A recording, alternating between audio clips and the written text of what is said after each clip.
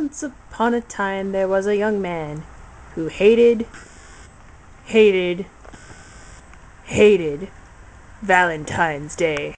For, after all, it was not out of a misguided sense of bitterness that for never having a partner on these days, but rather that he didn't want a partner, in that he was unique, in that romance and sex and all those things that Valentine's Day promised had no interest for him.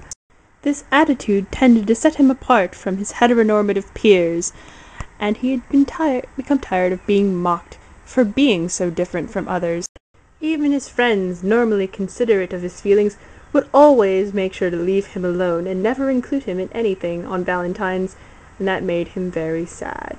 Thus, on Valentine's morn, there was no one more shocked than he when he received a Valentine's card in his mail. Like any sane person faced with the unwanted attentions of an unknown suitor, he did the only sane, rational conclusion possible. He called the cops. However, they were very little use. After scanning the card for fingerprints, the only ones they found were his own, and therefore they concluded that he was merely pranking them. Undaunted, though, and vastly unfamiliar with famous horror movie tropes, the young man decided to investigate on his own. There were very few clues that he could go on, but there was another way. Upon the card there were only these words: "Meet at our special place, 1 o'clock. Signed, V." Now what could that special place be, he wondered.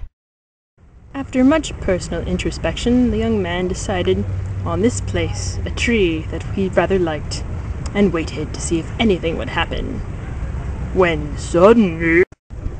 Poof magic, blah, blah, blah, blah, blah. Why, hello there, young man, and how are you today? Where the hell did you come from? That's not important, for I am the spirit of Valentine's Day, here to visit you.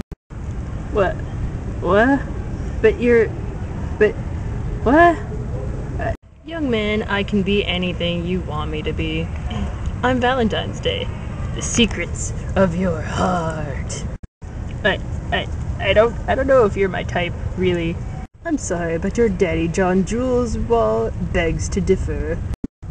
Hey, that's hardly fair. He's Danny John Jules. That man's damn talented. Everyone should have a crush on him. Fine words, young man. Fine words indeed. Now, I've come here about your dislike for my holiday. What seems to be the problem? Well, I'm different from a lot of people, and this day just brings out the worst of it. Tired of being seen as a freak just because I don't like romance or other things that this day seems to bring to the forefront. It's not fun at all. Yeah, boy, you're going about it all wrong. Just because one day of the year makes you feel alone, that's the time of the year when you should be reaching out to people, reminding them. Reminding them of what? Reminding them that you care about them, and you don't need some silly holiday with mass-consumed chocolates to remind them of that fact. Now, I'm going. Poof, magic, disappear! The boy was honestly shocked by what just happened and couldn't believe it was real. But he considered what the mysterious man said, and decided he knew what he wanted to do on this Valentine's Day.